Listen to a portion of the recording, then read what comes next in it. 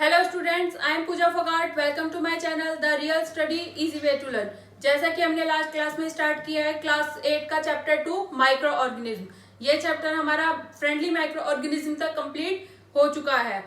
आज की class start करेंगे हार्मफुल माइक्रो ऑर्गेनिज्म से। क्लास स्टार्ट करने से पहले मैं आपको रिमाइंड करा दूं, अगर अभी तक आपने मेरे चैनल को लाइक एंड सब्सक्राइब नहीं किया है so please like and subscribe my channel. अब आते हैं अपने टॉपिक पर, harmful micro organism. Micro organism friendly होते हैं ह्यूमन बींग्स के लिए, लेकिन ये हार्मफुल भी हो सकते हैं। ये हमें डिजीज कॉज कर सकते हैं या फिर ये स्पॉइल कर सकते हैं हमारे खाने को, हमारे कपड़ों को या लेदर्स को। हार्मफुल माइक्रो ऑर्गेनिज्म ऐसे जो डिजीज कॉजिंग माइक्रो ऑर्गेनिज्म होंगे जो हमें डिजीज कॉज करेंगे उन्हें बोलते हैं पैथोजन्स। पैथोजन हमारी बॉडी में एंटर हो सकते हैं कहीं से भी। फॉर एग्जाम्पल एयर के थ्रू भी हमारी बॉडी के अंदर एंटर हो सकते हैं। जो पानी हम पिएंगे, वाटर जो हम ड्रिंक करेंगे उसके थ्रू भी आ सकते हैं। जो फूड हम खाएंगे उसके थ्रू भी हमारी बॉडी के अंदर आ सकते हैं, या फिर फिजिकल कांटेक्ट के साथ भी ये हमारी बॉडी के अंदर आ सकते हैं। अब बात कर लेते हैं कम्युनिकेबल डिजीजेस के बारे में। डिजीजेस दो तरह की होती हैं आपकी, एक होती है कम्युनिकेबल डिजीज, एक होती है non communicable disease. Communicable disease उन डिजीजेस को बोलते हैं जब एक डिजीज इन्फेक्टेड पर्सन से किसी हेल्थी पर्सन के अंदर ट्रांसफर हो जाती है थ्रू वाटर, एयर और फूड एंड फिजिकल कांटेक्ट। ये सभी मीडियम होते हैं जिसके थ्रू कम्युनिकेबल डिजीज स्प्रेड होती है इन्फेक्टेड पर्सन से हेल्थी पर्सन में। For example cholera, tuberculosis, small pox, chicken pox, ये सभी डिजीजेस ऐसी हैं जो इजिली स्प्रेड हो सकती है। अब कुछ एनिमल और इंसेक्ट ऐसे होते हैं जो कैरियर का काम करते हैं। कैरियर मीन्स इन पैथोजेंस को हमारी बॉडी के अंदर ट्रांसफर करने का काम करते हैं। For example house fly. House fly कैसे ट्रांसफर करेगी? हाउस फ्लाई जब भी सिट करेगी किसी भी गार्बेज के ऊपर या एनिमल एक्सक्रीटा के ऊपर, उसके बाद वो उन पैथोजेंस उसके ऊपर स्टिक हो जाएंगे। देन जब हाउस फ्लाई अनकवर्ड फूड के ऊपर बैठेंगी तो उन पैथोजन को खाने के अंदर छोड़ देगी और वो खाना पॉइजनस हो जाएगा। इसी खाने को जब भी कोई हेल्दी पर्सन खाएगा तो वो भी बीमार हो सकता है। अनदर एग्जाम्पल इसके लिए हो सकता है फीमेल एनोफ्लिस मॉस्किटो। ये मॉस्किटो मलेरिया के पैरासाइट को कैरी करता है और ट्रांसफर कर देता है किसी भी हेल्दी पर्सन में। एक और एग्जाम्पल फीमेल एडिस मॉस्किटो। ये मॉस्किटो वायरस कॉज करता है। कौन सा वायरस? Dengue virus. इसके वजह से डेंगू फीवर हो सकता है। मॉस्किटोज को ब्रीड होने से रोका जा सकता है। कैसे? मॉस्किटो हमेशा ब्रीड होता है स्टैंडिंग वाटर में। जब भी वाटर कहीं पर कलेक्ट हो जाएगा वहां पर मॉस्किटो ब्रीड हो सकते हैं। सो आपको किसी भी ऐसी जगह पे, फॉर एग्जांपल टायर्स हो गए या फ्लावर पॉट या फिर कूलर्स में बहुत ज्यादा टाइम तक पानी को कलेक्ट नहीं होने देना है। सो हम अपने इन्वायरमेंट को क्लीन रखेंगे, उसके बाद मॉस्किटोज आपके ब्रीड कम होंगे और आप बीमार कम पड़ोगे।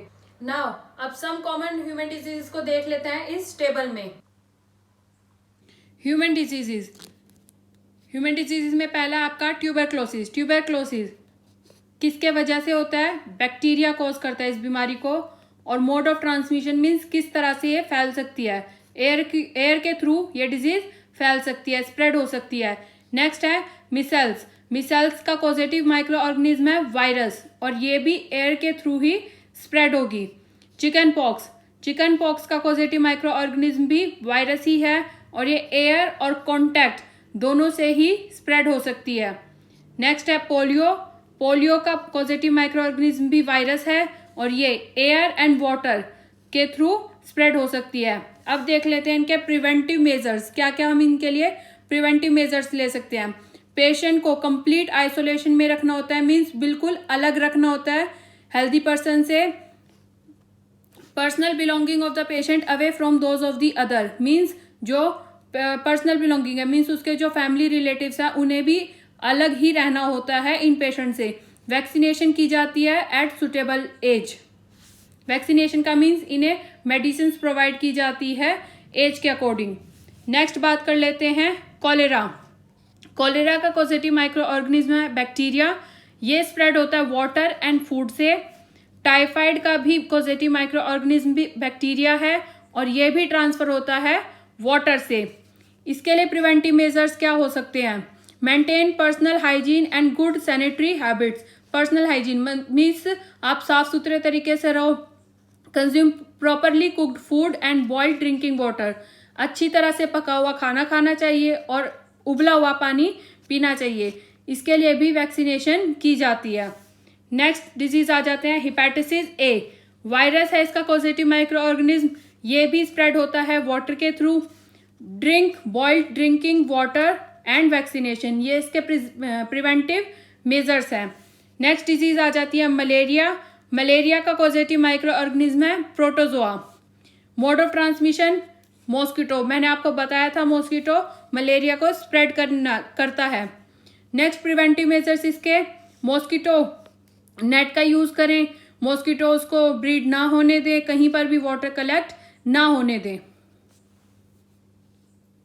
अब आते हैं अपने नेक्स्ट टॉपिक पर। माइक्रो ऑर्गेनिज्म सिर्फ ह्यूमन के अंदर ही डिजीज कॉज नहीं करते हैं, ये एनिमल्स को भी डिजीज कॉज कर सकते हैं। For example anthrax. Anthrax cattle के अंदर डिजीज होती है, ये एक बैक्टीरिया के वजह से होती है। बैक्टीरिया का नाम है बैसिलस एंथ्रेसिस, जिसे डिस्कवर किया था रॉबर्ट कोच ने। कुछ और डिजीज जैसे कि फुट एंड माउथ डिजीज, ये भी कैटल्स के अंदर ही होती है। डिजीजेस आपकी प्लांट के अंदर भी कॉज कर सकते हैं माइक्रो ऑर्गेनिज्म, जैसे कि वीट हो गया, ऑरेंजेस हो गए, एप्पल्स हो गए, इन सभी में डिजीज कॉज कर सकते हैं। क्या होगा डिजीज कॉज करने के बाद, जो क्रॉप की यील्ड होगी वो आपकी रिड्यूस हो जाएगी जब भी कोई डिजीज कॉज हो जाएगी। कुछ कॉमन प्लांट डिजीजेस को देख लेते हैं इस टेबल में। Some common plant diseases. First disease है सिट्रस कैंकर, इसका कॉजेटिव माइक्रो ऑर्गेनिज्म है बैक्टीरिया, मीन्स बैक्टीरिया इस डिजीज को कॉज करता है। मोड ऑफ ट्रांसमिशन एयर है, एयर के थ्रू ये डिजीज स्प्रेड होती है। नेक्स्ट रस्ट ऑफ व्हीट, इसका कॉजेटिव माइक्रो ऑर्गेनिज्म है फंगी, जो कि स्प्रेड होती है एयर के थ्रू या फिर सीड्स के थ्रू। लास्ट है आपकी येलो वेन मोजिक ऑफ भिंडी या ओकरा, जिसका पॉजिटिव माइक्रो ऑर्गेनिज्म है वायरस और ये स्प्रेड होता है इंसेक्ट के थ्रू। अब बात कर लेते हैं इसको कंट्रोल कैसे किया जाए। प्लांट डिजीज को कंट्रोल किया जाता है by the use of certain chemicals to kill the microbes. आते हैं अपने next topic, food poisoning. Food poisoning क्या होती है? जब भी कोई हेल्दी पर्सन किसी पॉइजनस फूड को खा लेता है और उसके बाद वो बीमार हो जाता है, उस कंडीशन को बोलते हैं फूड पॉइजनिंग। अब फूड पॉइजन कैसे हो जाता है? माइक्रो ऑर्गेनिज्म ग्रो कर जाते हैं आपके खाने के ऊपर और टॉक्सिक सब्सटेंस प्रोड्यूस कर देते हैं आपके खाने के अंदर और ये फूड पॉइजनस हो जाता है। इसी पॉइजनस फूड को, कंटामिनेटेड फूड को अगर आप खा लोगे तो आप बीमार हो जाओगे। सीरियस इलनेस या फिर डेथ भी कॉज कर सकता है ऐसा खाना। इसीलिए जरूरी है कि हम फूड को प्रिजर्व करें। फूड की प्रिजर्वेशन हम किस किस तरह से कर सकते हैं? फर्स्ट वे है आपका केमिकल मेथड। केमिकल्स को यूज करके, केमिकल जैसे कि सॉल्ट एंड एडिबल ऑयल को यूज करके हम फूड को प्रिजर्व कर सकते हैं। इसे बोलते हैं प्रिजर्वेटिव्स। जैसे कि आपका सोडियम बेंजोएट हो गया या सोडियम मेटाबाइसल्फाइड हो गया, ये दोनों केमिकल ऐसे हैं जिसे आप यूज करते हो जैम्स को प्रिजर्व करने के लिए, उसको टेस्ट करने के लिए कि माइक्रोब ने उसको स्पॉइल तो नहीं कर दिया है। नेक्स्ट आता है आपका वे कॉमन सॉल्ट। कॉमन सॉल्ट का यूज करके भी आप प्रिजर्व कर सकते हो। जनरली इसको मीट और फिश को प्रिजर्व करने के लिए यूज किया जाता है ताकि वो लॉन्ग टाइम तक स्टे कर सके।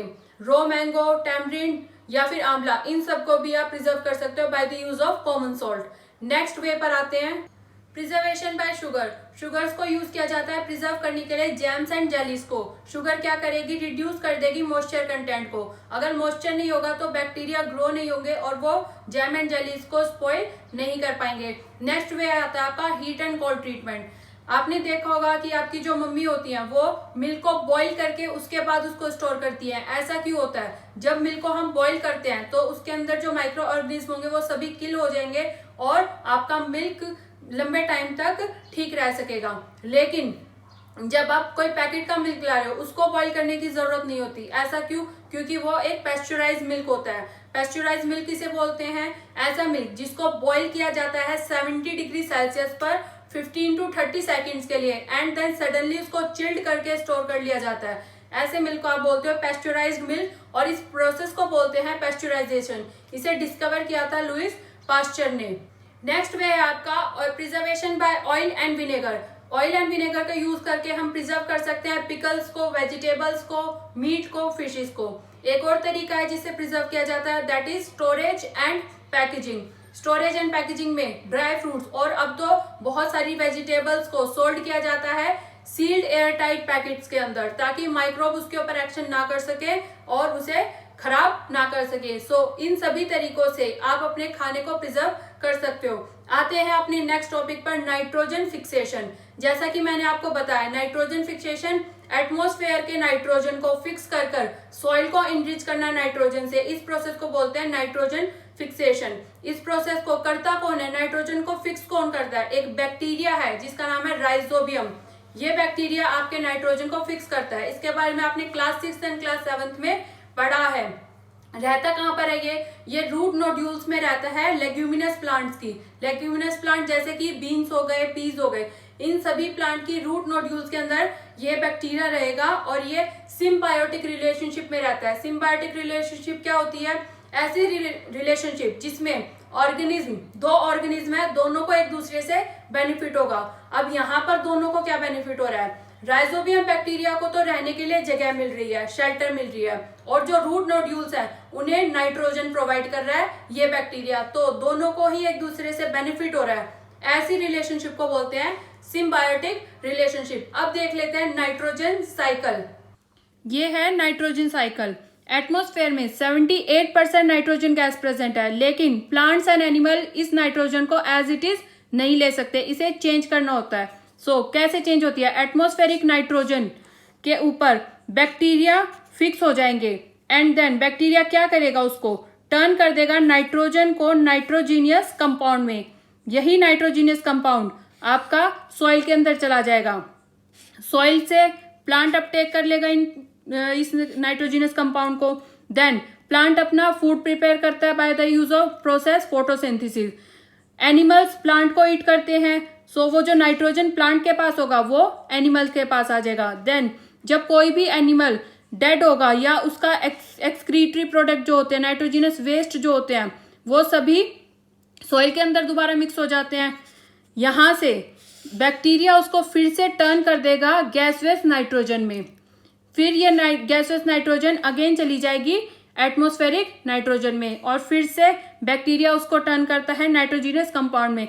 इस तरह से ये साइकिल आपकी कंटिन्यू होती रहती है एंड जो एटमॉस्फेयर में नाइट्रोजन है वो उतना का उतना ही रहता है।